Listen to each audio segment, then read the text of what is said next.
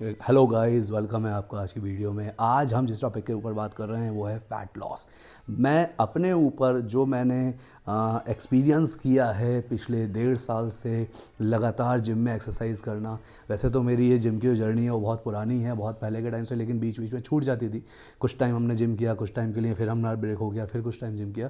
अभी last more than 1.5 year मैंने gym join किया था। और किस टाइप से मैं अपनी बॉडी फैट परसेंटेज को, जो 28 प्लस हो गया था मेरा, जो मेरा BMI 29 पे था, ओबीस कंडीशन में मैं था, तो अब मैं 18% बॉडी फैट पे लेकर आया हूँ। तो किस टाइप से ये अचीव हो पाया है वो मैं आपके साथ शेयर करना चाह रहा हूँ। तो गाइज़, शुरू करते हैं आज की ये वीडियो। बेसिकली ज़्यादा लंबी वीडियो को नहीं रखेंगे। 4 पिलर हैं हमारे, जो 4 चीज़ों पे आपको काम करना है अपने फ़ैट लॉस के लिए। सबसे पहला आता है आपका लाइफस्टाइल।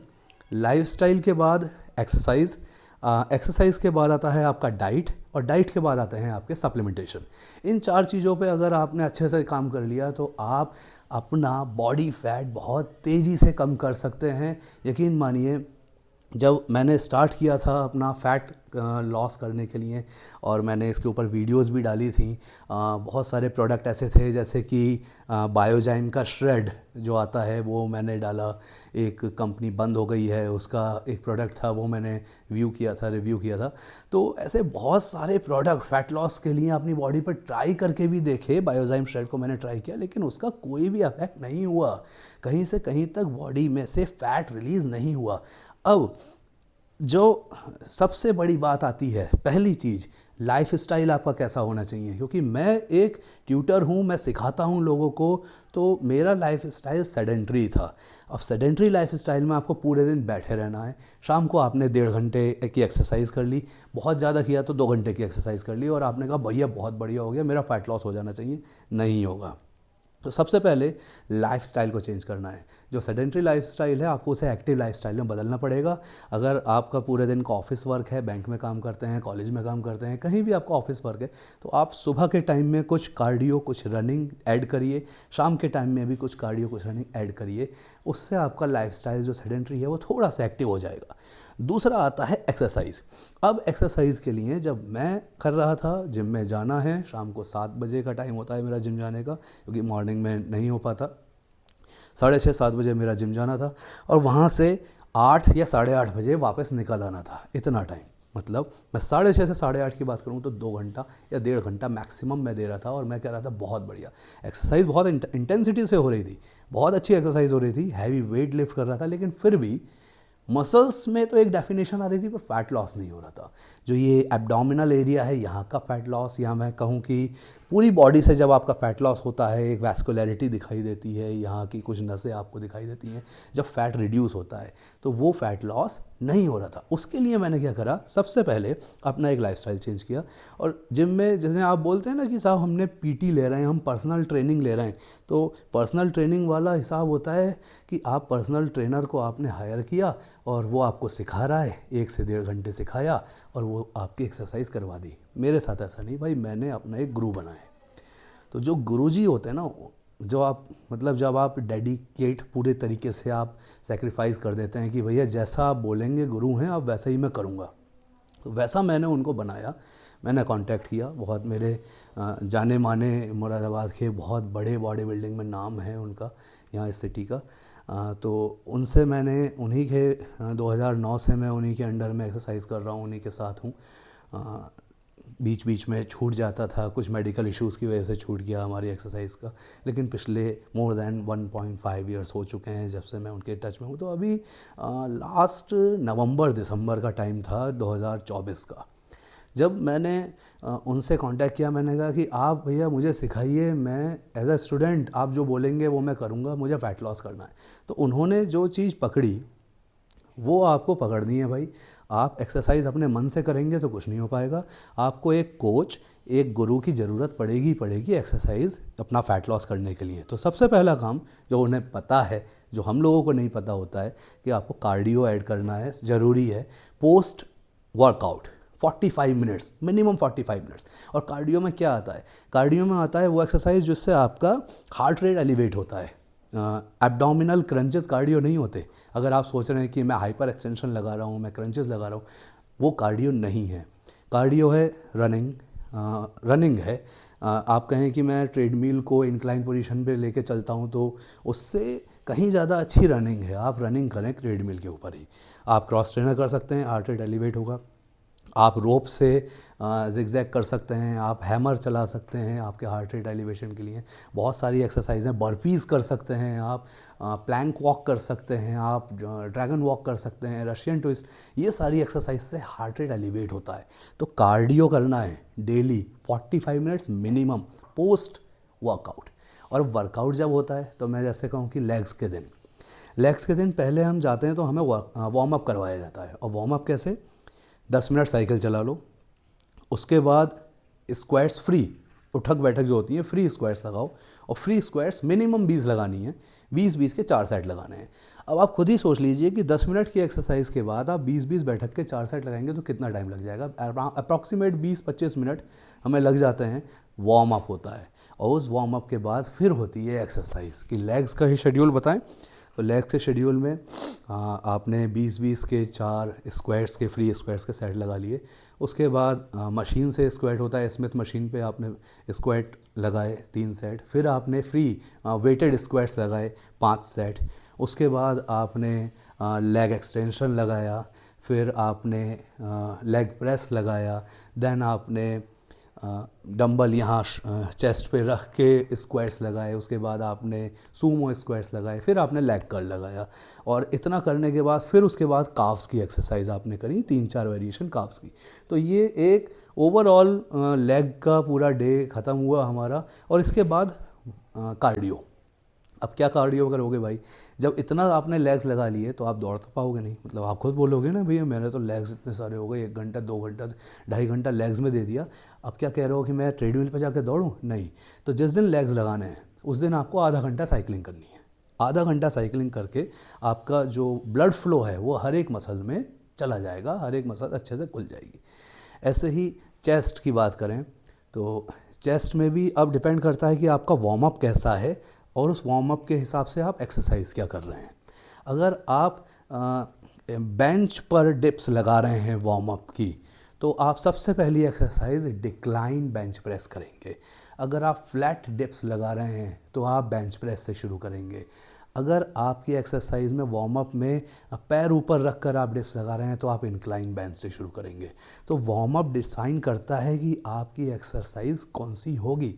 और ये जो एक्सरसाइज हमें बताई हमारे गुरुजी ने, कोच ने, इसमें सबसे ज़्यादा सुपरसेट्स और रेपिटेशन इन पे फोकस हुआ कि मिनिमम 16 रेपिटेशन मैक्सिमम 20 रेपिटेशन निकालनी है। अब भैया वज़न कितना होना चाहिए? ज़्यादा ही होना चाहिए। तो शुरुआत में तो मैं 12 रेपिटेशन कर रहा था, उसके बाद जब मैं आया तो मुझे बोला गया कि 16 करो, 20 करो। तो वो एक्स्ट्रा 4 रेपिटेशन करने में ना बहुत हालत ख़राब हो जाती है, नहीं हो पाता। आप कहें कि भैया मैं 12 रेपिटेशन में फ़ेल हो रहा हूँ और आप मुझसे 16 करवा रहे हैं, नहीं हो पाएगा। लेकिन नहीं, करना है तो करना है। और उसके बाद सुपर सेट्स इंक्लूड करने हैं और जेंट सेट्स इंक्लूड करने हैं अपनी एक्सरसाइज में। तो जो एक कंफर्ट जोन में एक्सरसाइज चल रही थी ना, उस कंफर्ट जोन को तोड़ दिया। तो शुरुआत में तो भैया पता चलता है दर्द होता है, हफ्ते 10 दिन नहीं हुआ। जिस दिन पहला लेग का डे था उस दिन ही इतना इंटेंस हो गया था कि उसके बाद नेक्स्ट वीक जब लेग का डे आया तो हमने कहा भैया थोड़ा सा रिलैक्स रहने देना, इतना नहीं होगा। लेकिन जो कोच, जब एक गुरु वाली बात आ जाती है तो नहीं, तुम्हें करना है तो करना है, और तुम्हें 16 लगाना है तो 16 लगाना है, मैं खड़ा हूँ तुम्हारे साथ। और जब ये बोल दिया जाता है कि मैं खड़ा हूँ तुम्हारे साथ, तो फिर आप जैसे बोला जाता है ना कि अच्छा हैवी वेट ले रहे हैं, 80 किलो, मतलब 20 किलो की रॉड में 30 किलो इधर है, 30 किलो इधर है, उससे आपको 16 रैप्स निकाल रहे हैं। जो स्क्वाट्स में इतना, मतलब हम कहें कि धीरे धीरे बेंच प्रेस भी इंक्रीज़ हुआ। भाई शुरुआत में मैंने बेंच प्रेस में 16 से 20 रेपिटेशन में इतना वेट नहीं ले पाता था, लेकिन अभी मैं 80-90 किलो की बेंच प्रेस आराम से लगा लेता हूँ, जिससे हम आराम से 16 रेपिटेशन आ जाती हैं। 35-35 किलो दोनों साइड होता है और 20 किलो की रॉड होती है, तो 16 रेपिटेशन आप आराम से निकाल सकते हैं इतना। स्क्वाट्स की बात करूं तो स्क्वाट्स में एक सेशन मेरा था जिसमें मैंने 160 किलो उठाया था। अब आप कहेंगे 160 किलो की स्क्वाट्स, क्या मजाक चल रहा है? लेकिन भाई जो वीडियो मैं रिकॉर्ड नहीं करता, और वो जब एक मोटिवेशन होता है ना एक कोच का, जब साथ में खड़ा है, तो 80 किलो की स्क्वाट्स से वार्म अप होता है उनके लिए। और जहाँ आप जाते हो कि भैया अब हम क्या करें, तो करना है जब 4 लोग कर रहे हैं, आप 5वें हैं, कंपनी का इफेक्ट पड़ता है, आप कर लेते हैं, बहुत आराम से कर लेते हैं। तो ऐसे करके एक्सरसाइज शेड्यूल मेरा चेंज हो गया पूरा। और जब इतना बॉडी के ऊपर लोड पड़ता है तो कहीं ना कहीं उसका असर दिखाई देता है। मस्कुलर डेफिनेशन की बात करें, वैस्कुलरिटी की बात करें, वो सारी चीज़ें आपको पता चली जाती हैं। तो उससे काफ़ी फ़र्क पड़ा। पहला चीज़ मैंने बोला लाइफस्टाइल चेंज कर लो, दूसरा चीज़ बोला एक्सरसाइज को करना है। और एक्सरसाइज में अगर कोच आप हायर कर सकते हैं, बहुत अच्छी बात है, करिए। बहुत महंगा सौदा होता है। हम कहें कि अच्छा कोच महीने के 15 से 20 हज़ार रुपये लेगा, उसके नीचे 8,000 9,000 में भी आपको पर्सनल ट्रेनिंग मिल जाएगी। अगर आपका जिम किसी थोड़ा सा मतलब कहें कि और एरिया इतना डेवलप नहीं है, 5,000 में ही पर्सनल ट्रेनिंग मिल जाती है।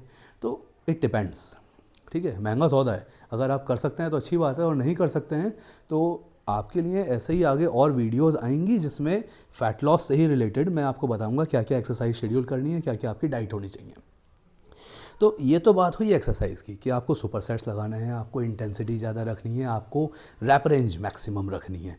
और रैप रेंज में भी पार्शियल मूवमेंट नहीं करने। अगर बाइसेप्स है तो बाइसेप्स में फुल आपको ऊपर पीक पे ले जाके फुल कॉन्ट्रैक्शन और फुल स्ट्रेच, ये कई सारी चीज़ें ऐसी होती हैं कि आपको ध्यान रखने की ज़रूरत है। और अगर हम कहें कि भैया 8-4 के डंबल होते हैं ना, 8-4 के डंबल लगा रहे हैं या होल्ड डंबल लगा रहे हैं कि 5 बार ऐसे किया, फिर होल्ड कर लिया, फिर 5 बार इधर से, तो होल्ड डंबल में अगर आखिरी वाली 3-4 रैप्स आपकी इधर उधर हो गई, सेट काउंट नहीं होगा। तरीके से लगाना है, कायदे से लगाना है, तभी उस चीज़ की काउंटिंग होगी कि हाँ वो सेट आपने लगाया। अब हम आते हैं तीसरे पिलर पे। तीसरा पिलर जो फैट लॉस के लिए है वो है डाइट। और डाइट के लिए मुझे शुरुआत से ही बोल दिया कि आप डाइट धीरे धीरे कट करेंगे, क्योंकि एकदम कट करेंगे वो आपकी बॉडी के लिए हार्मफुल है। तो शुरुआती दौर में मेरा जो ऑयल कंजम्पशन था, जो बाहर के जितने ऑयल होते हैं ना, रिफाइंड ऑयल हो गए, देखिए पैकेज फूड तो वैसे ही बनता, बाहर का जंक फूड, स्ट्रीट फूड वो वैसे ही बनता। क्योंकि अगर फ़ैट लॉस मैं कर रहा हूँ, और मैं बायोजाइम श्रेड वगैरह की वीडियो भी बनाई थी, तो मुझे ये पता था कि मुझे फ़ैट लॉस करना है, उससे नहीं हो पा रहा था, लेकिन वो चीज़ें मैंने पहले से कट कर दी थी, बाहर वाला खाना। अब घर के खाने में भी जो घी है, बटर है, जो हेल्दी ऑयल्स, हेल्दी फैट्स हैं, वो सब बंद हो गए। कि आपको फ़ैट कंजम्पशन कम करना है। क्योंकि होता क्या है कि हम अपनी डाइट में कहें कि 20% फ़ैट से लेना है, तो वो 20% में आप दही खा रहे हैं, उसमें भी फ़ैट होगा, बादाम अखरोट में भी फ़ैट आप कंज्यूम करोगे, पनीर में भी फ़ैट कंज्यूम करोगे, तो फ़ैट हर एक सोर्स से मिल ही जाएगा। उसके अलावा आप घी बटर भी खाओगे तो वहाँ पे गड़बड़ हो जाती है। तो ये सारे फ़ैट कट हुए। फिर धीरे धीरे कार्ब्स कट हुए। कार्ब्स में मुझे केवल और केवल चावल के लिए अलाउ किया गया है। वाइट राइस आप खाएं, ब्राउन राइस या वाइट राइस कुछ भी है आपके गट में एक ही तरह सा इफेक्ट डालेगा। हम वो एडवांस डेफिनेशन पे नहीं जा रहे कि ब्राउन राइस क्या करता है और वाइट राइस क्या नहीं करता है, ठीक है।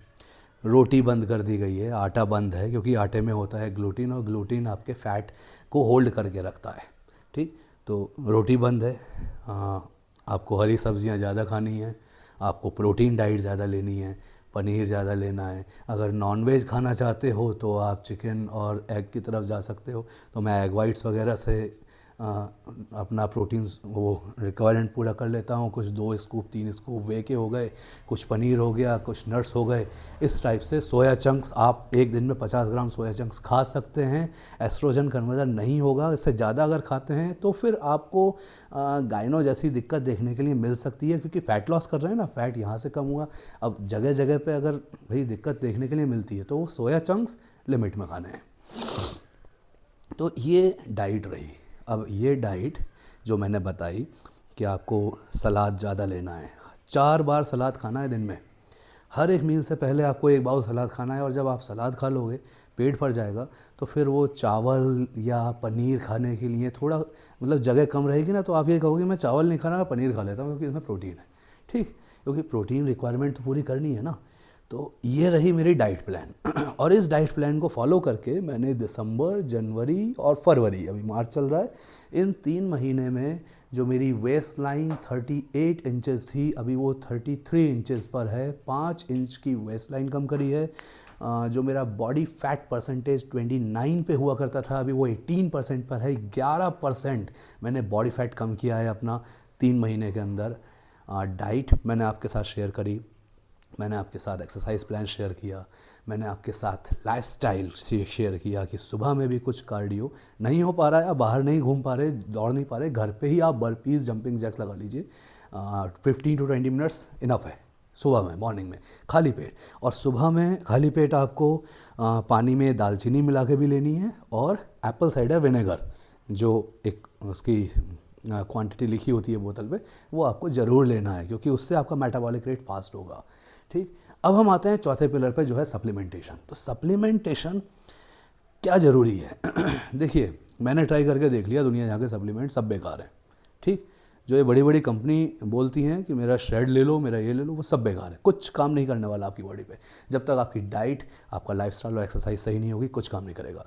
अब हम आते हैं कि डाइट को अच्छा कर लिया, लाइफस्टाइल को अच्छा कर लिया, एक्सरसाइज भी बढ़िया कर रहे हैं, तो सप्लीमेंट कौन सा लें जिससे कि और ज़्यादा फास्ट हो जाए? 2 सप्लीमेंट का नाम लूँगा, एक आप लीजिए CLA, एक लीजिए आप L-कार्निटीन। बहुत बढ़िया सप्लीमेंट है, किसी ब्रांड का ले लीजिए, लेकिन ब्रांड ट्रस्टेड होने चाहिए। CLA दिन में आप 2 ग्राम लें, खाने के बाद लें तो ज़्यादा अच्छा रहेगा। ये आपका क्या करेगा? मेटाबॉलिक रेट्स फास्ट करेगा, और जो ऑयल आप थोड़ा बहुत भी जा रहा है ना, फैट, उसे स्टोर नहीं होने देगा। दूसरा, आप L-कार्निटीन कार्डियो से, जो आप कार्डियो कर रहे हैं उससे पहले लें। आप 1 ग्राम मॉर्निंग में ले सकते हैं, 1 ग्राम इवनिंग में ले सकते हैं, कार्डियो से पहले लेना है, बस ये ध्यान रखना। अगर मैं एक्सरसाइज करने जा रहा हूँ 7 बजे और मैं 8:30 या 9 बजे कार्डियो शुरू करता हूँ, तो आधा घंटा पहले कार्डियो से मैं L-कार्निटीन कंज्यूम करूँगा। ये 2 सप्लीमेंट आप लीजिए। इसके अलावा वैस्कुलरिटी को बढ़ाना है, आप L-आर्जिनिन ले सकते हैं। दिन में 2 कैप्सूल L-आर्जिनिन के 1.42 ग्राम के आसपास होता है, इतना आप ले लीजिए, सफिशिएंट है, इससे ज़्यादा डोज नहीं लेनी है। आप कुछ लोग बोलते हैं कि L-आर्जिनिन की वीडियो में जो मैंने बनाई थी ना, उस पर आ रहे थे कमेंट्स की इरेक्टाइल डिस्फंक्शन के लिए बता दो L-आर्जिनिन कितना लेना है, 5 ग्राम लेना है। भैया, ये सब डॉक्टर से कंसल्ट करके करना है, आपको किसी यूट्यूबर की बात सुन के नहीं।